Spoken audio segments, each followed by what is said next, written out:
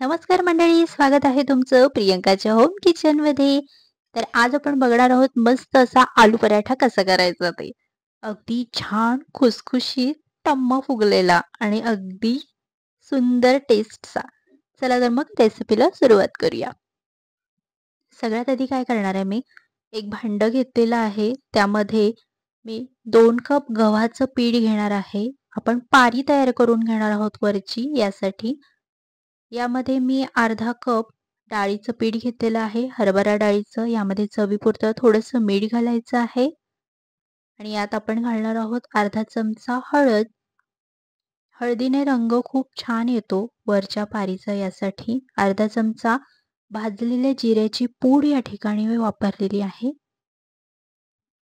थोडंसं तेल घालायचं आहे आणि हे जे मिश्रण आहे ना, हे व्यवस्थित मिक्स करायचं आहे आणि थोडं थोडं पाणी घालून ह्याचे आपण कणिक मळून घेणार आहोत. खूप जास्त आपण हे पीठ घट्ट मळणार नाही आहोत किंवा हे जे पीठ आहे ना, खूप सैल पण मळायचं नाही. अगदी नॉर्मल आपण रोजची पोळी करतो ना, चपाती पोळी, यासाठी जसं पीठ असतं ना, तसं मळून घ्यायचं आहे. वरून मी थोडंसं तेल घातलेलं आहे आणि छान असा गोळा जो आहे ना, तो मळून घेतलेला आहे.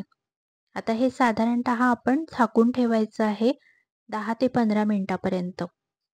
आता आपण काय करणार आहोत, सारणाची तयारी करूया. 1 चमचा धणे, अर्धा चमचा जिरं, अर्धा चमचा बडीशेप हे मी काय करणार आहे, छान असं खमंग भाजून घेणार आहे आणि ह्याची पूड करून घेणार आहे. थोडीशी जाडसर पूड करायची, खूप बारीक अशी पूड करायची गरज नाहीये. सो मिक्सरमधून आपण ही पूड करून घेतलेली आहे. 3 हिरव्या मिरच्या घेतलेल्या आहे, पुदिन्याची पानं घेतलेली आहे आणि आलं घेतलेलं आहे. पाणी न घालता वाटण करून घ्यायचं आहे. आलं आणि मिरचीचा ठेचा. आता मी काय केलंय, एका साइडला आहे ना बटाटे बॉइल्ड करून घेतलेले आहेत. कसे करायचे ते सांगते आहे. सगळ्यात आधी काय करायचं, एका कुकर घ्यायचा आहे. कुकरच्या बेसला पाणी घालायचं, त्यामध्ये पातेलं ठेवायचं आणि बटाटे या ठिकाणी ठेवायचे. बटाट्यांमध्ये पाणी घालायचं नाही, सरळ झाकण लावायचं आणि 2 ते 3 शिट्ट्या करून घ्यायचं आहे. असं केल्याने काय होतं, बटाटे जे आहेत ना, ते छान असे उकडले जातात आणि ज्यावेळेला आपण सारण बनवतो त्यावेळेला ते फार चिकट होत नाहीत. यासाठी आलू पराठ्याला बटाटा फार चिकट लागत नाही. थोडंसं तेल घालायचं एका कढईमध्ये. तेल थोडं गरम झालं की यामध्ये आलं, मिरची आणि पुदिना याचा ठेचा आपण केलेला आहे तो घालायचा आहे. मिरची छान व्यवस्थित परतून घ्यायची आहे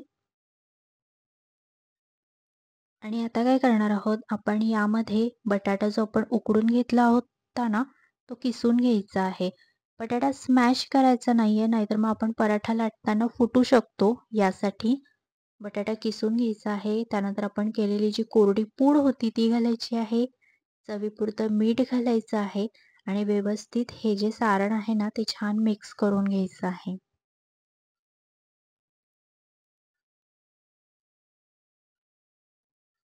आता सारण ज्यावेळेला व्यवस्थित मिक्स करून होतं, तेव्हा तुम्ही गॅस बंद करून घ्यायचा आहे आणि मग यामध्ये आता आपण घालणार आहोत अर्धा लिंबाचा रस आणि भरपूर सारी कोथिंबीर या ठिकाणी घालायची आहे. कोथिंबीर छान धुवून घेतलेली आहे आणि बारीक चिरून घेतलेली आहे. गॅस बंद करायचा आहे आणि सारण जे आहे ना, ते सगळं व्यवस्थित थंड करून घ्यायचं आहे.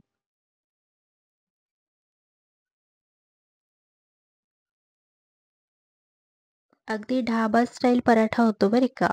आता काय करायचं आहे, सारण छान गार झालेलं आहे आणि कणिक सुद्धा 10 ते 15 मिनिटं आपली छान अशी भिजवून रेडी आहे. आता काय करायचंय, गोळा जो आहे ना, तो व्यवस्थित मळून घ्यायचा आहे आणि यामधून आता मी काय करणार आहे, एक बॉलच्या आकारा एवढा आपण एक कणकेचा गोळा जो आहे ना, तो काढून घेणार आहोत.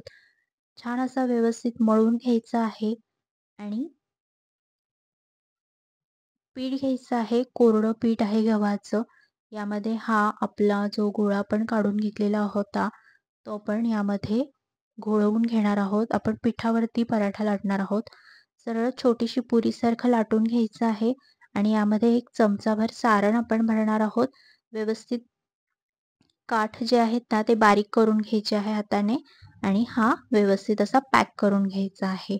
उरलेला वरचा पोर्शन जो आहे ना, तो काढून घ्यायचा आहे. छान दाबून घ्यायचा आहे. पुन्हा एकदा पिठामध्ये ही गोळा जो आहे तो छान असा आपण घोळवून घेतलेला आहे. हाताने प्रेस करायचं आहे, जेणेकरून आतमध्ये जर काही हवा वगैरे असेल तर ती निघून जाईल. जर तुम्ही डायरेक्ट लाटला पराठा तर तो फुटू शकतो. पराठा छान लाटून झालेला आहे. साइड बाय साइड तवासुद्धा आपण गरम करून घेतलेला आहे आणि त्यावर आपण एक पराठा जो आहे ना तो घालून घेणार आहोत. छान एक साइड झाली भाजून, की आपण दुसरी साइड सुद्धा भाजून घेणार आहोत. पराठ्यावरती लगेच तेल, तूप, बटर काहीही घालायचं नाहीये. पराठा पूर्णपणे भाजून घ्यायचा आहे आणि नंतरच आपण यावरती तूप घालणार आहोत. साजूक तुपात पराठा मी या ठिकाणी भाजलेला आहे. तुम्ही बटरसुद्धा वापरू शकतात किंवा तेलही घालू शकतात. पण लक्षात घ्या पराठा पूर्णपणे भाजून घ्यायचा आहे आणि सगळ्यात शेवटी आपण तेला-तुपाचा वापर करणार आहोत. पराठा छान असा फुललेला आहे. तुम्ही बघू शकता किती छान असा फुललेला आहे. दोन्ही साइड्स ह्याच्या व्यवस्थित आपण भाजून घेणार आहोत. या पद्धतीने आपण सगळे पराठे जे आहेत ना, ते करून घेणार आहोत. छान खुसखुशीत असा मस्त पराठा तयार होतो. रेसिपी आवडली असल्यास रेसिपीला लाईक करा, कमेंट करा, शेअर करा. भेटूया आपण लवकरच नवीन रेसिपीसोबत. तोपर्यंत खा, प्या आणि मजा करा. बाय.